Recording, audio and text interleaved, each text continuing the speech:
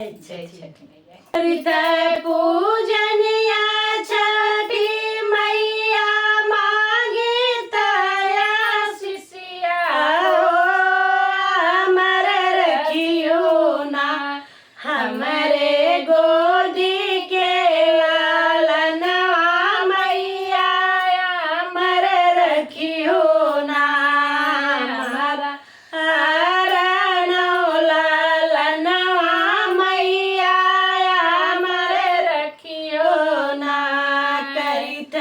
पूजनिया छठी मैया मांगे थे शिष्या कि हमर रखियो ना हमरे गोदी के लालनवा मैया हमर रखियो ना हमारा यार लालनवा मैया हमर रखियो ना नैहर में हमर रखियो मैया भैया भतीजवा हमर रखियो ना हमरे भाऊजी के गोदिया मैया भरल रखियो ना हमरे भाऊजी के गोदिया मैया भरल रखियो ना करित